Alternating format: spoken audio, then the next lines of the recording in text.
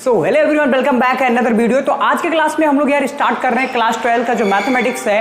तो आज हम स्टार्ट कर रहे हैं मैथ्स का सीरीज क्लास 12 के लिए, जो कि क्लास 12 के मैथ की सीरीज को पढ़ने से पहले हमें बहुत ज़रूरी हो जाता है कि उसके सिलेबस को समझना और क्या हम किस तरीके से पढ़ने वाले हैं पूरे मैथमेटिक्स को, पूरे साल किस तरीके से हम लोग इसको पढ़ेंगे, क्या हमारा स्ट्रैटेजी होगा और किस तरीके से हम प्लानिंग करेंगे कि कौन से चैप्टर को कब पढ़ना है, कौन से चैप्टर से कितना वेटेज होगा और कौन से चैप्टर से कितने क्वेश्चंस आने वाले हैं, किस तरीके के क्वेश्चन होंगे, लॉन्ग क्वेश्चन कहाँ से बनेंगे, शॉर्ट क्वेश्चन कहाँ से बनेगा, एमसीक्यू वाले क्वेश्चन किस तरीके से आएंगे, वो सारी चीजें आज हम लोग इस क्लास में डिस्कस करने वाले हैं। यार स्टार्ट करते हैं यहाँ पे, तो समझते हैं यहाँ पे।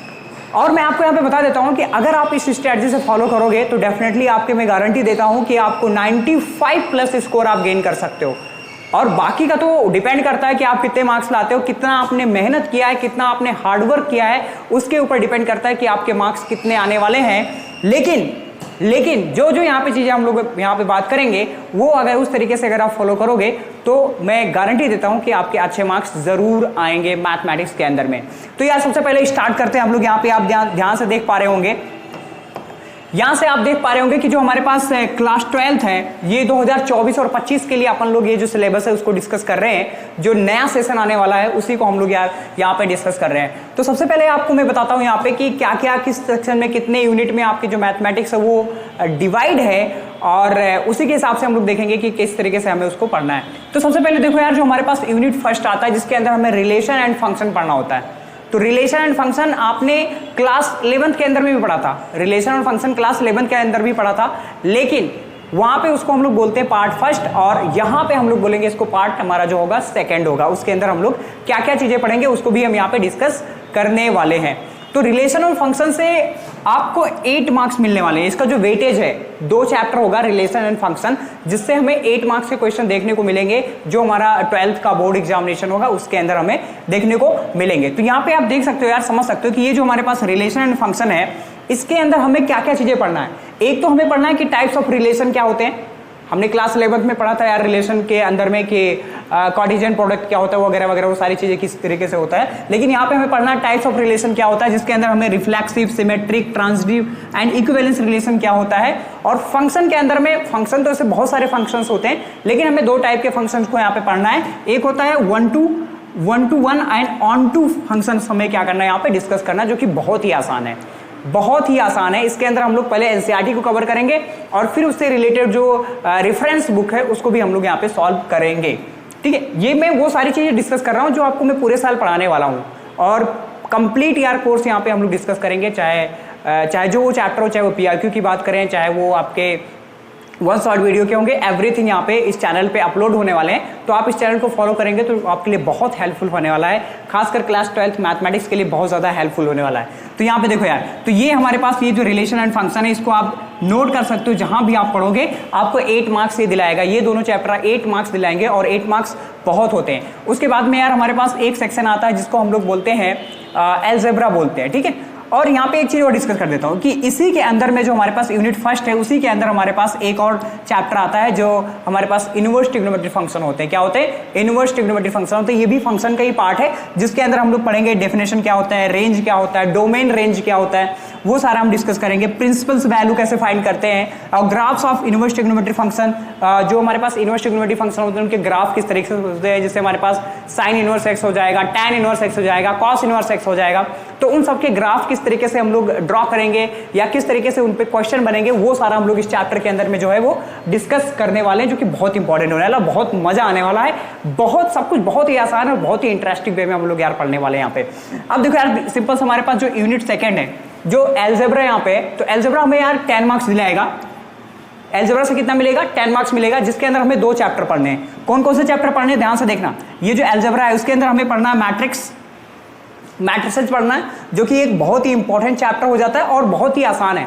सब कुछ इतना आसान तरीके से मैं बता दूंगा कि बिल्कुल भी कंफ्यूजन आपको होगा ही नहीं। आपको समझ में आ जाएगा कि मैट्रिक्स होता क्या है। ठीक है, उसका एक्चुअल फील दे दूंगा कि किस तरीके से हम लोग यहाँ पे समझेंगे कि कॉन्सेप्ट, नोटेशन, ऑर्डर, ये सब मैट्रिक्स, जीरो मैट्रिक्स क्या होता है, आइडेंटिटी मैट्रिक्स क्या होता है, ट्रांसपोज ऑफ मैट्रिक्स क्या होता है, एवरीथिंग यहाँ पे हम लोग, फिर ऑपरेशन ऑफ मैट्रिक्स क्या होता है, addition of two matrix, multiplication of two matrix, तो वो सारा चीज हम लोग यहाँ पे क्या करेंगे यार, डिस्कस करेंगे और बहुत ही मजा आने वाला। इसका जो इंपॉर्टेंट टॉपिक यहाँ पे आपको दिखाई पड़ रहा होगा, इनवर्टिबल, जो हमारे पास इनवर्स मैट्रिक्स कैसे फाइंड करते हैं, ठीक है, वो सारा चीज यहाँ पे क्या करेंगे, डिस्कस करेंगे। तो जब ये चैप्टर में पढ़ाऊंगा तो बहुत ही मजा आने वाला। और अगर आप चाहोगे तो सबसे पहले हम लोग अलजेब्रा ही स्टार्ट कर सकते हैं, ठीक है, तो वो डिपेंड करेगा कि आप क्या कहते हो कि कौन सा चैप्टर आपको स्टार्ट करना है। तो अलजेब्रा के अंदर में आपको 10 मार्क्स मिलेगा और जिसके अंदर 2 चैप्टर पढ़ना है। एक तो क्या हो गया आपके पास में, एक तो क्या हो गया मैट्रिक्स हो गया, और दूसरा आपके पास में क्या हो गया, डिटर्मिनेंट्स। क्या, डिटर्मिनेंट्स। अब डिटर्मिनेंट्स क्या होता है, तो मैट्रिक्स से समझोगे तभी आपको डिटर्मिनेंट समझ में आएगा। बहुत सारा सिमिलरिटीज है दोनों में, बट डिफरेंट होते हैं। ओवरऑल क्या होते हैं, दोनों डिफरेंट होते हैं, बट कुछ कुछ पार्ट क्या होते हैं उनके सिमिलर होते हैं। तो यहाँ पे डिटर्मिनेंट्स के भी पार्ट देख लेते हैं कि डिटर्मिनेंट्स में आपको कितने क्या क्या चीजें पढ़नी पड़ेगी। और यहाँ पे होपफुली आपको ये ऊपर दिख रहा होगा। तो यहाँ पे देखो डिटर्मिनेंट्स में हम लोग समझेंगे कि स्क्वायर मैट्रिक्स क्या होता है, 2x2 मैट्रिक्स क्या होगा, ऑर्डर ऑफ मैट्रिक्स क्या होगा, 3x3 मैट्रिक्स क्या होता है, ठीक है। और इसमें हम लोग समझेंगे बेटा कि माइनस, को फैक्टर्स, ये सब कैसे फाइंड करते हैं हम लोग, ठीक है। और इसके हेल्प से जो हमारे पास डिटर्मिनेंट्स होगा, इसके हेल्प से हम लोग किसी भी ट्रायंगल का जो एरिया है उसको भी फाइंड कर सकते हैं, मिड पॉइंट फाइंड कर सकते हैं। तो बहुत ही इंटरेस्टिंग और बहुत ही इजी है ये जो डिटर्मिनेंट्स है, ठीक है। तो डिटर्मिनेंट्स भी हम लोग यार अच्छे से कवर कर लेंगे। तो अगर आप अलजेब्रा पढ़ लिए, अभी तक आपने क्या पढ़ लिया, ध्यान से देखें यहाँ पे, अभी तक आपने क्या पढ़ लिया, रिलेशन एंड फंक्शन पढ़ लिया, पढ़ नहीं लिया, मतलब मैं बता रहा हूं कि कैसे पढ़ना है आपको। रिलेशन फंक्शन के बाद में आपको अलजेब्रा कवर करना है, ठीक है। रिलेशन फंक्शन के बाद में अलजेब्रा, अलजेब्रा में क्या होगा, आपको डिटर्मिनेंट्स और मैट्रिक्स पढ़ना है। उसके बाद में चलते हैं हम लोग कैलकुलस। कैलकुलस जो है वो सबसे बड़ा पार्ट है मैथमेटिक्स का, सबसे बड़ा पार्ट है। अगर आपने कैलकुलस कंप्लीट कर लिया तो समझो आपका 60 to 70% मान लो 70% सिलेबस आपका कंप्लीट हो जाएगा मैथमेटिक्स का। ये जो कैलकुलस है, कैलकुलस बहुत ही इंपॉर्टेंट है और बहुत ही मजे से पढ़ेंगे यार, पूरा एंजॉय करते हुए पढ़ेंगे हम लोग कैलकुलस जो पढ़ने वाले हैं। तो कैलकुलस आपको कितने मार्क्स देगा बेटा, 35 मार्क्स आने वाले हैं। कैलकुलस से कितने आने वाले हैं, 35 मार्क्स आने वाले हैं। कैन यू इमेजिन कि आपको इस जो कैलकुलस वाला पार्ट है उससे कितने मार्क्स आएंगे। अब देखो यहाँ पे, अब यहाँ पे समझते हैं कैलकुलस कोई सिंगल सा चैप्टर नहीं है। कैलकुलस के अंदर बहुत सारे चैप्टर्स हैं जिनको हमें पढ़ना पड़ेगा। तो यहाँ पे ध्यान से देखोगे, ये रहा आपका कैलकुलस और इसके अंदर सबसे पहला चैप्टर हम पढ़ेंगे वो समझेंगे कॉन्टिन्यूटी एंड डिफरेंशियबिलिटी। और ध्यान रखना यहाँ पे, कॉन्टिन्यूटी और डिफरेंशियबिलिटी उन्हीं को समझ में आएगा जिनको अच्छे से आपका डिफरेंशिएशन और जिन्होंने लिमिट को अच्छे से समझा होगा, उन्हीं को जो होगा बेटा वो समझ में आएगा अच्छे से कॉन्टिन्यूटी और डिफरेंशियबिलिटी। जिनको क्या होगा, मैं फिर से बता दे रहा हूं, जिनको अच्छे से डिफरेंशिएशन आता है उनको इस वाले चैप्टर में कोई भी प्रॉब्लम नहीं होगा, कुछ भी प्रॉब्लम नहीं होगा, बहुत ही आसानी से सब कुछ हम लोग यहाँ पे सॉल्व कर लेंगे। तो सबसे इंपॉर्टेंट चीज है कि डिफरेंशिएशन आपको आना चाहिए। और सबसे पहले मैं आपको डिफरेंशिएशन ही पढ़ाऊंगा कैलकुलस स्टार्ट करने से पहले। फिर उसके बाद में आ जाता है बेटा application of derivative. Application of derivative के अंदर में आप समझ लो कि आपको क्या क्या चीजें पढ़नी है। एप्लीकेशन ऑफ डेरिवेटिव का मतलब क्या होता है कि जो डिफरेंशिएशन पढ़ते हैं उसका क्या क्या एप्लीकेशन होता है, उसको यूज करके हम लोग क्या क्या चीजें कर सकते हैं। तो सिंपल सा जो यूज होगा यहाँ पे आप देख पा रहे, एक चैप्टर आएगा इंक्रीजिंग डिक्रीजिंग, ठीक है। क्या, इंक्रीजिंग डिक्रीजिंग नाम से एक चैप्टर आएगा जिसके अंदर हम लोग जो है डिफरेंशिएशन को यूज कर रहे होंगे। एक चैप्टर आता है बेटा मैक्सिमम मिनिमम, जिनके अंदर हम लोग मिनिमम और मैक्सिमम वैल्यू फाइंड करते हैं। कोई भी फंक्शन दिया होगा तो उसका मिनिमम वैल्यू क्या हो सकता है, उसका मैक्सिमम वैल्यू क्या होता है, वो सारी चीजें हम लोग यार एप्लीकेशन एंड डेरिवेटिव के अंदर डिस्कस कर रहे होंगे, ठीक है। तो ये हम लोग यहाँ पे डिस्कस कर रहे होंगे बेटा। तो इसके अंदर हमें बेसिक सा यही हमें दिखना है, increasing decreasing and maximum minimum. उसके बाद में जो आपका चैप्टर आ जाएगा वो आ जाएगा इंटीग्रल्स। ये सारे कैलकुलस के पार्ट हैं। तो इंटीग्रल भी क्या होगा यार, one of the most important and one of the lengthiest और वन ऑफ द टफेस्ट जो माना जाता है आपका मैथमेटिक्स के अंदर। तो वो आपको मैं इजी कर दूंगा। ध्यान से रखना यहाँ पे कि इंटीग्रल जो होगा बहुत ही आसान कर दूंगा मैं आपके लिए, बहुत ही आसान कर दूंगा। अगर आप इस चैनल से पढ़ाई करते हो तो आपके लिए बहुत बेनिफिट होने वाला है।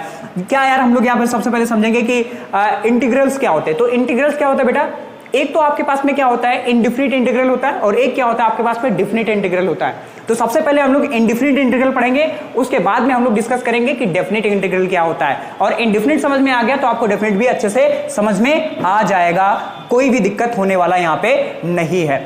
फिर उसके बाद में हमारे पास आता है बेटा जो हमारे पास एप्लीकेशन ऑफ द इंटीग्रल्स होते हैं। जैसे एप्लीकेशन ऑफ डेरिवेटिव होता है वैसे एप्लीकेशन ऑफ इंटीग्रल्स होता है कि एप्लीकेशन क्या एप्लीकेशन होगा इंटीग्रल्स का, वो चीज भी हम यहाँ पे समझने वाले हैं। तो देखो यहाँ पे क्या क्या चीजें होगा। तो जो इंटीग्रल्स होगा उसका जो एप्लीकेशन है सिंपल सा वो क्या है, एरिया अंडर द कर्व। ठीक है, कोई भी कर्व बना दिया, उसके अंडर कितना एरिया आ रहा है वो हम लोग इंटीग्रल के हेल्प से क्या कर पाएंगे, फाइंड कर पाएंगे। और मैं आपको वहां पे दिखाऊंगा कि रियल लाइफ में किस तरीके से यूज करते हैं हम लोग इंटीग्रल्स को और क्या यूज है इंटीग्रल्स का, क्योंकि बहुत सारे बच्चे क्वेश्चन करते हैं कि हम लोग डिफरेंशिएशन पढ़ लिए, इंटीग्रेशन पढ़ लिए और लेकिन हमें समझ में नहीं आता कि इसका यूज कहां पे होता है। तो वो चीजें भी मैं आपको दिखाने वाला हूं कि इंटीग्रेशन और जो हमारे पास डिफरेंशिएशन होगा उनका यूज कहां पे होगा। और जो लास्ट चैप्टर होगा कैलकुलस का वो हम डिस्कस करेंगे बेटा डिफरेंशियल इक्वेशन। क्या? Differential equation. तो ये सब पढ़ने के बाद में, डिफरेंशिएशन पढ़ने के बाद में, इंटीग्रेशन पढ़ने के बाद में सबसे लास्ट में पढ़ेंगे हम लोग डिफरेंशियल इक्वेशन, बिकॉज ऑफ कि ये सब अगर नहीं आएगा तो हम लोग डिफरेंशियल इक्वेशन को नहीं समझ पाएंगे, जो कि बहुत ही इंपॉर्टेंट और बहुत ही मोस्ट इंपॉर्टेंट चैप्टर है डिफरेंशियल इक्वेशन। इससे भी हमारे आपको जो है बोर्ड के अंदर क्वेश्चन देखने को मिल सकता है। तो अभी तक हमने क्या देख लिया बेटा, ध्यान से देखना यहाँ पे। अभी तक हमने क्या देख लिया, यहाँ पे देखना, कैलकुलस हो गया। उसके बाद में आता है vector and 3D। Vector and 3D थोड़ा थोड़ा बच्चों को टफ लगता है लेकिन है बहुत आसान। आपके सीबीएसई में वैसे भी क्या हो गया कि बहुत ही कम कर दिया, रिड्यूस कर दिया यहाँ पे जो हमारे पास यूनिट वेक्टर्स एंड 3D है। इससे कितने मार्क्स मिलेंगे जरा देख लेते हैं हम लोग, यहाँ पे देख लेते हैं ध्यान से। तो इससे हमें बेटा 14 मार्क्स मिलने वाले। कितने मिलने वाले? 14 मार्क्स मिलने वाले हैं। तो ध्यान से देखना, वेक्टर्स एंड 3D। तो वेक्टर को कुछ आपने क्या किया था 11th क्लास में जब आपने स्टार्ट किया होगा तो वेक्टर थोड़ा बहुत आपको पढ़ाया गया होगा फिजिक्स के अंदर में, ठीक है। फिजिक्स के अंदर में आपको वेक्टर पढ़ाया होगा कि जीरो वेक्टर क्या होता है, यूनिट वेक्टर क्या होता है, ठीक है, रिजल्टेंट वेक्टर को कैसे फाइंड करते हैं। तो वो सारी चीजें भी हम लोग यहाँ पे पढ़ेंगे, बट ये थोड़ा सा डिफरेंट है किससे, जो आप वहां पे पढ़ते हो। यहाँ पे कुछ चीजें आपको प्रूफ करनी पड़ेगी, मतलब प्योर वेक्टर्स को हम लोग यहाँ पे समझेंगे कि जो मैथमेटिकल वेक्टर है वो किस तरीके से होता है। और यहाँ पे बेटा एक आ गया 3D ज्योमेट्री आ गया। तो आपने क्लास 11 के अंदर में, मैं उम्मीद करता हूं कि आपने स्ट्रेट लाइन तो जरूर पढ़ा होगा। जो कोऑर्डिनेट ज्योमेट्री है स्ट्रेट लाइन में, वैसे तो आपको बहुत कम पढ़ना पड़ता है, जो पैराबोला, हाइपरबोला, एलिप्स ये सब होता है तो बहुत कम पढ़ना पड़ता है। लेकिन जो स्ट्रेट लाइन है उसमें क्या होता है बेटा, सिर्फ एक्स वाई जो एक्सिस होते हैं उनको डिस्कस करते हैं। 3D में क्या होगा, एक्स वाई और जेड तीनों एक्सिस आ जाएंगे। तो यहाँ पे हम लोग क्या करेंगे, दो पॉइंट के बीच का हम लोग डिस्टेंस फाइंड करेंगे, और वहां भी हम लोग दो पॉइंट के बीच में डिस्टेंस फाइंड करते थे, लेकिन यहाँ पे एक एक्स्ट्रा जो आपके पास में एक्सिस होगा वो जेड एक्सिस भी आ जाएगा। तो वो चीजें हो जाएगी और बहुत ही आसान है, बहुत ही मजे से सब कुछ मैं यहाँ पे आपको करवा दूंगा, ठीक है। किस तरीके से मैग्नीट्यूड फाइंड करते हैं, किस तरीके से डायरेक्शन को साइन और डायरेक्शन रेशियो को वेक्टर में फाइंड करते हैं हम लोग, तो वो सारी चीजें हम लोग यार यहाँ पे डिस्कस करेंगे और बहुत ही इंपॉर्टेंट और इजी भी है और 14 मार्क्स भी मिलेगा। तो इस बात को आप ध्यान में रखना कि 14 मार्क्स मिलेगा, ठीक है। समझ में आया चीज, ये बात आपको समझ में आ रहा है।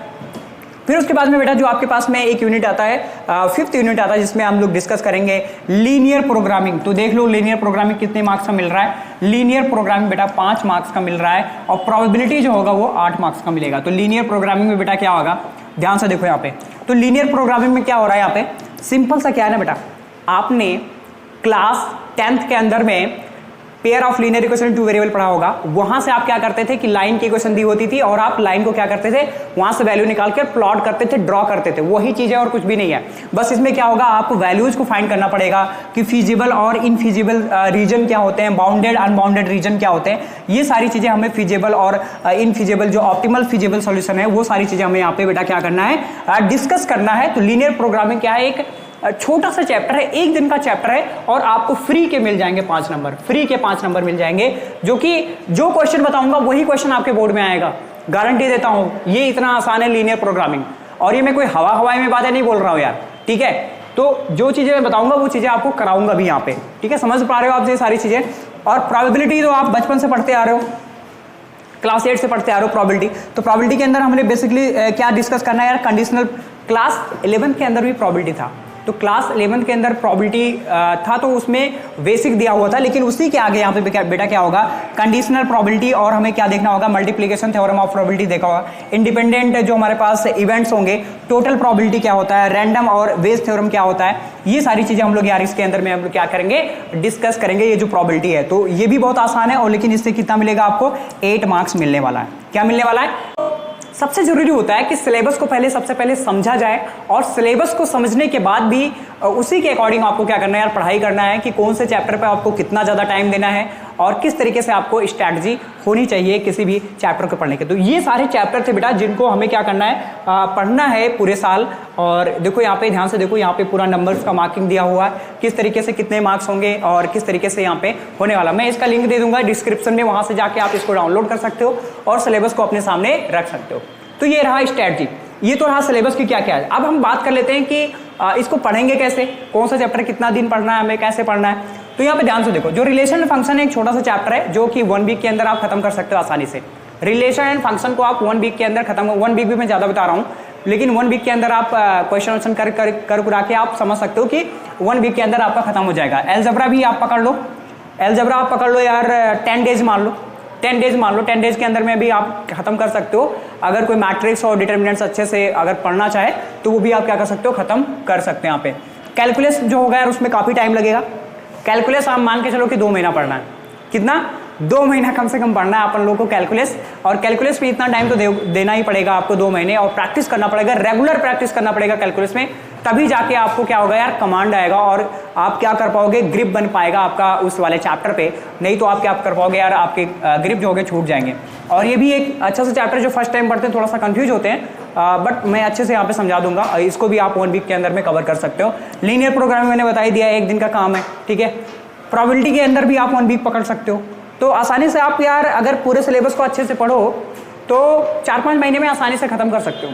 4-5 महीने में मैं ज्यादा बता रहा हूँ, ठीक है। तो अगर कोई ढंग से पढ़ रहा है तो इतने दिन में आसानी से सारे के सारे चैप्टर्स को खत्म कर सकता है। अब देखो अपन लोग पढ़ेंगे क्या क्या, बुक्स क्या क्या यूज करेंगे, क्या क्या बुक्स यहाँ पे हम लोग पढ़ने वाले बेटा।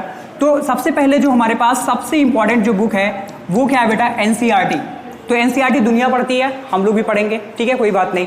उसके बाद में बेटा अगर कोई रेफरेंस बुक आप लोग सॉल्व करना चाहते हैं तो मैं रेकमेंड करूंगा आपको रेफरेंस बुक, या तो आप क्या कर ले सकते हो बेटा, आरडी शर्मा पढ़ सकते हो, क्या आरडी शर्मा, या फिर इसका आरएस अग्रवाल देख सकते हो, ठीक है। तो आप क्या देख सकते हो बेटा, एक तो एनसीईआरटी पढ़ना होगा, एक आरडी शर्मा, और एक मतलब आरडी शर्मा और आरएस अग्रवाल में से कोई एक फॉलो कर सकते हो आप, ठीक है। बहुत सारे बच्चे क्या होते हैं एनसीईआरटी से काम चला लेते हैं, बट लेकिन आपको थोड़ा मोर प्रैक्टिस करना, अच्छा प्रैक्टिस करना है तो आप आरडी शर्मा या आरएस अग्रवाल भी आपको पढ़ना पड़ेगा। और दूसरा यार, ज्यादा नंबर लाने के सबसे इंपॉर्टेंट काम जो है वो है आपके PYQ। अगर आप आरडी शर्मा आरएस नहीं पढ़ना चाहते हो तो आप क्या लेक्चर देखोगे, क्या देखोगे, लेक्चर देखोगे। एनसीईआरटी के क्वेश्चन मैं रेकमेंड करूंगा करने के लिए, ठीक है। एनसीईआरटी के क्वेश्चन करने के बाद में अगर आप आरडी शर्मा आरएस नहीं करना चाहते हो, एलिमिनेट करना चाहते हो कि बहुत ज्यादा भारी हो जाता है, नहीं करना चाहता हूं, तो एनसीईआरटी पढ़ो और उसके बाद में जंप कर दो PYQ पे। किस पे जंप कर दो, PYQ पे, यानी जो प्रीवियस ईयर के जो चैप्टर वाइज प्रीवियस ईयर के जो क्वेश्चन होते हैं उनको उठा लो, उनको करना स्टार्ट कर दो।